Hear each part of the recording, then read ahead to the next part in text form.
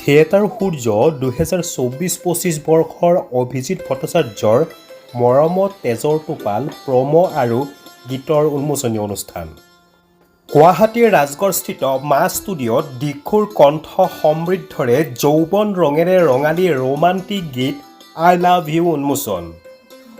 অনুষ্ঠানত নাট্যকাৰ অভিজিত ভট্টাচাৰ্য, অভিনেতা উৎপল দাস, প্ৰযোজক মুনীন্দ্ৰ বৰ্মন, কণ্ঠশিল্পী দিক্ষু, সংগীত পৰিচালক অজয় ফুকনকে ধৰি বহু বিশিষ্ট লোক উপস্থিত থাকে। ইয়াত উপস্থিত হৈছোঁ আৰু দৃঢ় বিশ্বাস মা ষ্টুডিঅ'ৰ সৃষ্টিকৰ্তা অজয় মোৰ খুব পুৰণি বন্ধু আৰু এজন খুব ফেভৰেট ছিংগাৰ বুলি ক'ব লাগিব অসমৰ দিক্ষু। মই ৰূপম বুলি মাতোঁ। আমাৰ সকলোৰে শ্ৰদ্ধাৰ স্বনামধন্য আমাৰ নাট্যকাৰ পৰিচালক অভিজিত দা, লগতে আমাৰ প্ৰযোজক ৰুহি, আমি সকলোৱে চেষ্টা কৰিছোঁ যাতে আমি ৰাইজৰ মন জয় কৰিব পাৰোঁ। এইবেলি তিনিখন নাটকেৰে আমি ৰাইজৰ মাজত ওলাই আহিম আৰু তাৰ মাজত হৈছে মৰমত তেজৰ টোপাল, অভিজিত দাৰ সৃষ্টি, এটা অন্যতম নাট যাৰ যোগেদি আমি মানুহৰ মন জয় কৰিম বুলি আমাৰ দৃঢ় বিশ্বাস। আৰু মুনীন্দ্ৰদাই সকলোখিনি কথা কৈয়ে দিছে। মই তেনেকৈ বিশেষ একো নকওঁ, কাৰণ ভ্ৰাম্যমান জগতত প্ৰথমবাৰ ভৰি দিবলৈ ওলাইছোঁ আৰু প্ৰথম হিচাপে মোৰ অকল আপোনালোকৰ আশীৰ্বাদেই লাগে। আজি এটা নতুন গীত সংযোজন হ'ল অসমৰ সংগীত জগতত, আৰু ভাম্যমান থিয়েটাৰৰ গান বুলি ক'লে এটা সকলোৰে এটা ধৰণৰ এটা বেলেগ ধৰণৰ এটা আমেজ এটা সৃষ্টি হয় মনত। কাৰণ থিয়েটাৰৰ গান যোৱা 13 বছৰ ধৰি খুব জনপ্ৰিয় হৈ আহিছে আৰু এইবাৰো কেইবাটাও গীত ইতিমধ্যে নাট্যপ্ৰেমী ৰাইজৰ আগত ওলাইছে।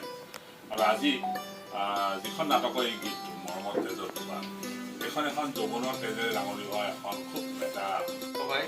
অভিজিত দা আহে, নাটকখনৰ বিষয়ে তেওঁ মানে গোটেইখিনি কথা কয় যে আমি কেনেকৈ কি কৰিম, কেনেকুৱা কি, আৰু তাৰপিছত আমি আৰম্ভ কৰোঁ যে গান কেনেকুৱা হ'ব বা নাটকখনৰ হিৰ' হিৰ'ইন কোন আছে সেইবিলাকৰ ওপৰত নিৰ্ভৰ কৰে, কাহিনী কেনেকুৱা ধৰণে যাব, আৰু সেইখিনি চিন্তা চৰ্চা কৰাৰ আমি সেই সময়খিনিতেই উৎপলদা এদিন ফোন মাৰিলে যে এইবাৰ কিন্তু মোক ভাল গান লাগিব, যাযাবৰী প্ৰিয়া যেনেকৈ হিট হৈছিল, আৰু মই কথা দিছিলোঁ আচলতে যে ভাল গান দিব চেষ্টা কৰিম, নতুন প্ৰজন্মই ভাল পোৱা গান। আৰু দুটা গান আমি অলৰেডি ৰেডি কৰিছোঁ, আই লাভ ইউ আৰু এটা গান আছে, আৰু এটা ৰঙা গোলাপ বুলি এটা গান কৰিছোঁ, সেইটো সাংঘাতিক ধুনীয়া এটা ৰোমেণ্টিক ছং। আৰু গোটেই গানবিলাক মই কওঁৱেই যে অভিজিত দাৰ কাৰণে আচলতে প্ৰতিটো সৃষ্টি কৰিবলৈ সুযোগকণ পাওঁ। অসমবাসী ৰাইজলৈ আমি আগবঢ়াইছোঁ, সকলোৱে মৰম দিব।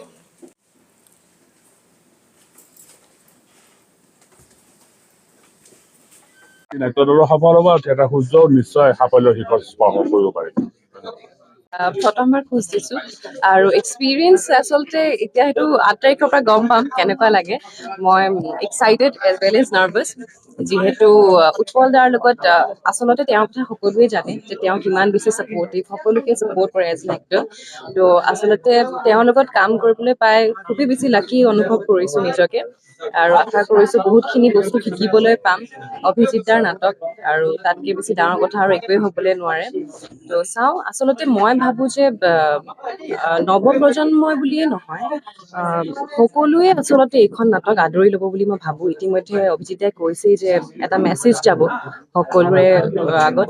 ত' মই ভাবিছোঁ সকলোৱে যদি আহে নাটকখন চাবলৈ, উপভোগ কৰক আৰু আমাক আশীৰ্বাদ দিয়ক আৰু মৰম দিয়ক। মোৰ লগত সম্পৰ্কটো বৰ ধুনীয়া, কাৰণ সূৰ্য থিয়েটাৰত এতিয়ালৈকে যিমানকেইটা গীত গাইছোঁ গোটেইকেইটাই জনপ্ৰিয় হৈছে। যাযাবৰী প্ৰিয়া হওক, তেজাল তেজাল হওক, এইবাৰ আই লাভ ইউ আজি মুক্তি পালে। আৰু যাযাবৰী প্ৰিয়া বাৰু উৎপল আছিলে, আৰু উৎপল মোৰ কলেজৰ দিনৰ বন্ধু, আৰু সেই ৰিঙা ৰিঙা মনৰ পৰা আজিলৈকে যিটো উৎপলৰ যাত্ৰা, বন্ধু হিচাপে মই প্ৰাউড ফিল কৰোঁ উৎপলৰ কাৰণে। আৰু উৎপলে যথেষ্ট নিজকে মেচিউৰ কৰিলে আৰু এতিয়া বহুত দূৰ আগুৱাই আহিলে, নিজৰ এটা বেলেগ স্থান দখল কৰিবলৈ সক্ষম হৈছে অভিনয় জগতত। আৰু অভিজিত ভট্টাচাৰ্য দাৰ কথা নতুনকৈ কোৱাৰ কোনো দৰকাৰেই নাই, কাৰণ অভিজিত দাই প্ৰত্যেক বছৰে ভাল ভাল নাটক ৰাইজক দি আহিছে ইমান বছৰে। আৰু লগতে মোৰ বন্ধু সংগীত পৰিচালক অজয় ফুকন, অজয়ে বহুত ধুনীয়া সংগীত কৰিছে এইবাৰ আৰু বেলেগ ধৰণে অকণমান ট্ৰাই কৰিছে, ৰাইজক বেলেগ এটা টেষ্ট দিবলৈ চেষ্টা কৰিছে আই লাভ ইউ গীতটোৰ যোগেৰে।